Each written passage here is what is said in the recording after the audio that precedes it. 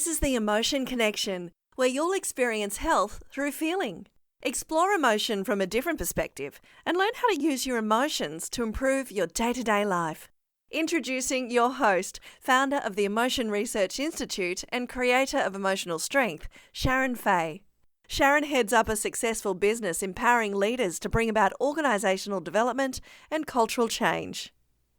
Get your senses ready as we delve into the many facets of emotion together. Over to Sharon. Hi, I'm Sharon Faye and emotion is my thing. This podcast is a series that I'll be talking about emotion and feeling, and today we're going to be talking about feeling versus avoiding. So the topic of avoiding is an interesting one because most people don't know that you're avoiding. You could be avoiding right now, you could be avoiding by scrolling on your phone, screen time, social media, avoiding having difficult conversations. But you will not know necessarily that you're avoiding, and that's the tricky part about avoiding, is that it happens and it's happening, but you don't know that you're avoiding because you're avoiding. And so it's a very interesting topic to explore and to understand what it feels like, what it looks like, and that it's not wrong. Avoiding isn't wrong. We don't want to get into the idea that the things I'm talking about are wrong. They're not. Avoiding is normal. It is a thing that we all do, and we have to avoid at times because sometimes the emotion is so intense that we avoid to be able to manage it, and that's a normal thing to do. And when we're talking about feeling, it is a practice. It's a way of practicing sort of in the moment of the day. You're practicing feeling, and you're getting a sense of the difference between avoiding and feeling. We have a special guest, which is very exciting, and I've invited my guest to share her experience of living a life of avoidance versus living a life of feeling. Now, as I said earlier, she didn't know she was avoiding until she started feeling, so that's that contrast that makes sense. My guest story is important because as a child, she learned to suppress her feelings, which had a consequential impact on her life. A bit of background, my guest is a small business owner of a successful physiotherapy practice. She has 2 young children and is teaching her children to live a life of feeling. She has just completed the Rottnest Marathon, and I must say you ran that very well. It's amazing. So Alison joins me now. Welcome. Thank you, Sharon, and it's an honour to be here. Great. Just tell us a little bit about your early life and how you were surviving, how you were dealing with what would be a normal family life, as people would call it, with a mum and dad and siblings.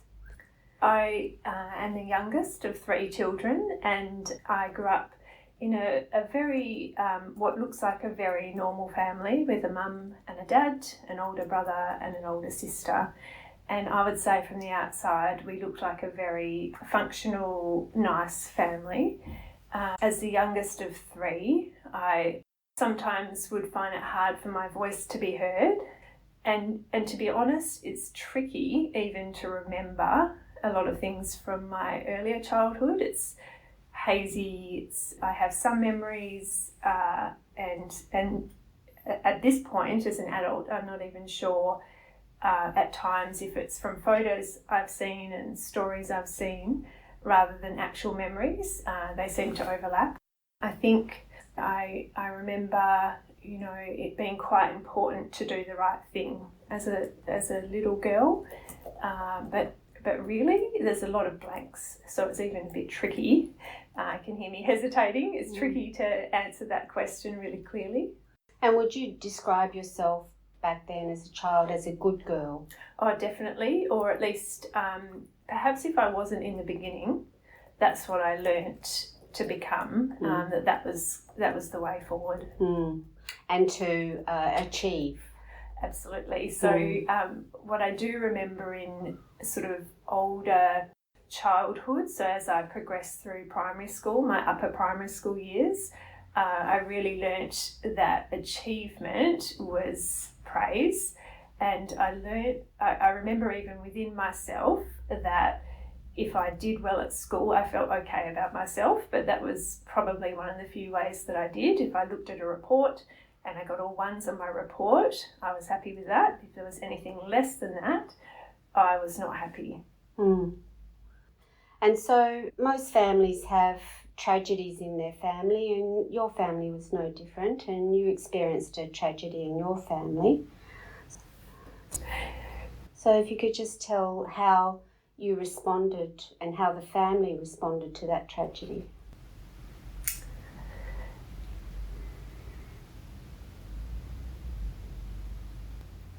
That's a big line in my life that I can remember.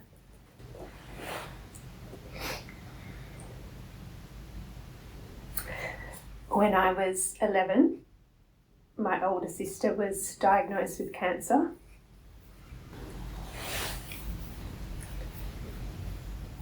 And from that moment, the dynamic within our family changed, and I would say for the five of us, our whole lives changed from that time. When you look back on that time, how would you describe the dynamic? How did it change? As you're saying that, I have the image of silos that each one of us was no doubt experiencing very intense emotion, grief, and that we're all very separate in how we were doing that. The energy in the family, understandably, became very much about my sister, who was very unwell, and we kept going with school, we kept going with day-to-day life, as families do, and 11 months after that diagnosis, she died, and that was, of course, a terrible moment in our family. I can see when I reflect back that it was a turning point for me, that at that point, I would say unconsciously, I really chose to become a very good girl, a very good daughter, and I knew what that was and continued to learn what that was, and it was very much to do with achieving, doing the right thing, being praised, and it was in the context of also then my brother, who was not doing the right thing, not being praised, and I felt like I needed to make up that shortfall and that gap. And I could see that my parents had very different ways of grieving, and there were moments where we would overlap and connect, but I also have a memory of being very much just within myself, inside myself, and not really knowing how to come out. And that's that feeling of just being within yourself, is avoiding that connection with the rest of your family. Yeah, absolutely. To be able to cope and survive, and we all do it in different ways, and you went internal. Yes, and I felt very different. I felt very different in my family, and certainly extremely different to my peers. I really struggled to connect with anybody after that point, to the lengths of changing schools at the end of my first year of high school. I didn't probably want to connect, but I really struggled to connect with other people. I just felt so vastly different. Yeah. And so you achieved and you did well at school, and you got into a very difficult course, and you did very well in that. And what was the sort of turning point with in your life when you started to feel, when you started to recognise that you had been avoiding a lot in your life, and what made you want to feel? I think for me, and this didn't happen until well into my 30s, it was actually getting to a point of feeling like I couldn't cope anymore. It was really that feeling a bit at the end of myself, not knowing what to do, and also from the outside it probably looked like I was reasonably successful at that point. I had a business that was growing, even though I felt this enormous weight of it and that I wasn't in charge of it and didn't really know what to do. I was a parent, married with 2 children, but I had some idea that I was in an unhealthy relationship, but really hadn't felt the impact of that. But the dysfunction was showing up in our family life. And also whilst I had learned to push on and work hard, I definitely had that modelled to me growing up, and I think you could use the word resilient and hardworking about me. I would do that and reach a point where my body would tell me that wasn't okay anymore, and I would then get sick or I would have symptoms, and really the only way that I would allow myself rest was if I was just too sick to go to work and too sick to do things. Yeah, and the avoidance over time develops symptomology, doesn't it? You develop serious migraines. Yeah. When I first came to you, Sharon, for help, I would say it was almost daily, if not daily, several times a week, that I would have a migraine, varying degrees, and somehow had managed to carry on through that with the occasional episode of not being able to work, but I kept working through those symptoms. My family was very reliant on me, dependent on me for our income, our day-to-day functioning. So I could push on, but I really wasn't well. I wasn't healthy. Yeah. So what was the turning point? Because listeners might wonder, well, if you're in that much pain and you can't cope and everything's on top of you, what would make you feel? What would make you want to feel? Because people would think you'd want to avoid more. Yeah, it's a good question. Is it... I think your mum had something to do with that, didn't she? Yeah, that's right. Yeah. So really the turning point was my mum handing me a newspaper article. The Weekend West Australian magazine had an article about you in it and your life. And I read that article and I cried, and something really spoke to me in that article. And it was a knowing, I think that's what I would say. It's reading it, knowing that I wasn't okay and that this was someone who could help me be okay. I don't know, in fact, I wasn't aware that feeling is what I needed to learn and that I was chronically avoiding. But there was definitely a strong sense of I need to contact this person, but also feeling a little bit shaky with that, like there was some kind of sense of knowing this would mean quite radical change in my life, but I didn't want to continue living the way I was. I think it was not wanting something that made me reach out and, seek that difference in my life. And what did you discover about feeling? That it's harder than you think. It sounds so simple, doesn't it? Yeah. Feeling. And I talk with patients about it almost on a daily basis. And so I hear that reflected back at me too, or to me. Really, it took a lot for me to learn to feel, and it took a lot of practice. And I think I'm well over 8 years into practicing and still practicing and still avoiding. And the difference now is that I'm aware of that. I wasn't aware of the avoiding before. And another big difference is that I'm far less judgmental of myself. So I heard you say in the beginning there that avoiding is not wrong. That's very soothing to hear. because I was definitely someone who, when I first started to feel, I would just make myself so wrong if I got it wrong. I wanted to get it right. I'd spent my life learning how to do the right thing and be the right kind of person, and feeling is not that, and it feels sort of magical, which might sound like an odd thing to say, but what it is it feels authentic to me, and where I was and what I was doing and what I'd learned in my life and what I'd chosen was not authentic, and I now have such a greater sense of being more the kind of person I'd wish to be, and I know that that's come about through learning to feel.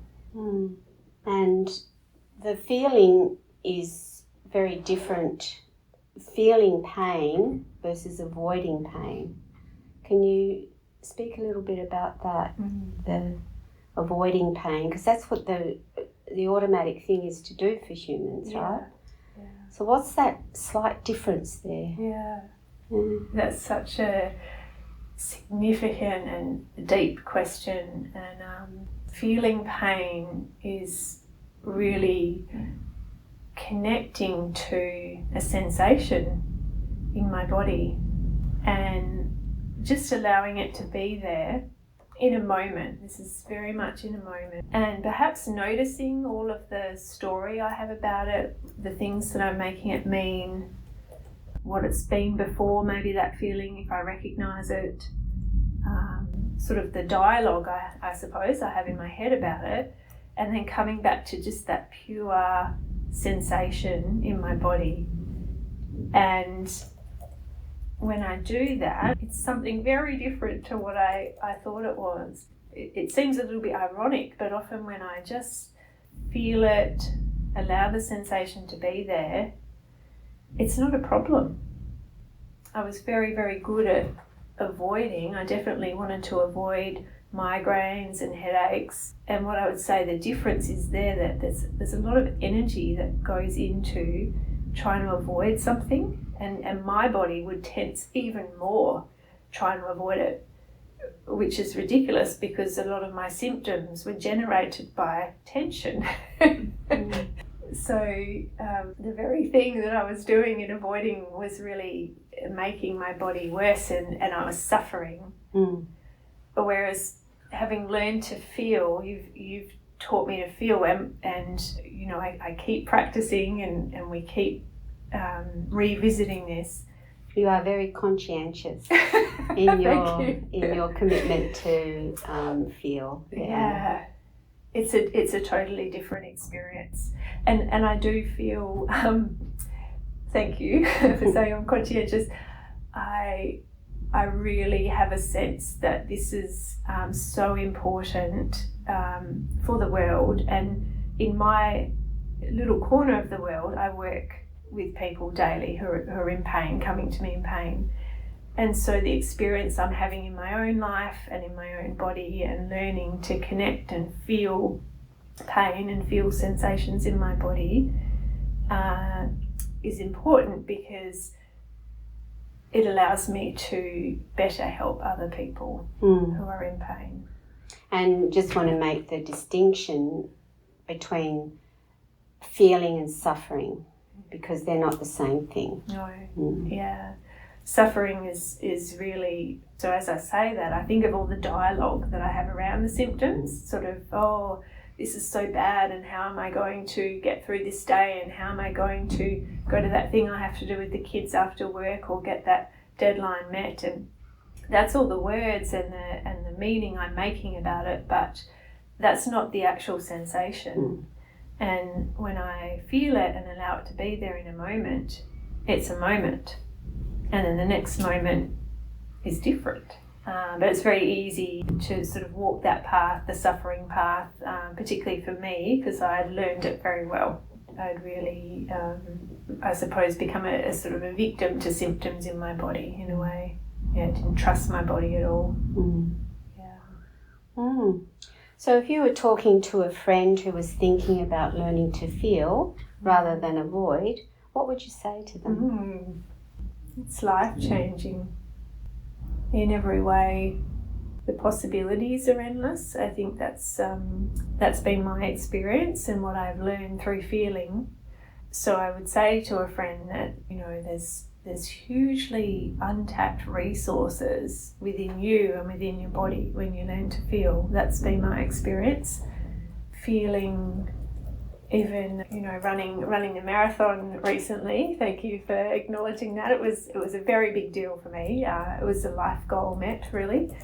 I didn't quite think I'd be doing it now, but now I've done it. That was a big experience of learning to feel in the moment and achieving something sooner in my life than I thought I would, and also running much better than I thought I would. I thought I would be much closer to 5 hours completing this marathon, and I was just thrilled to finish it and closer to 4 hours, and really honestly didn't think that would be possible.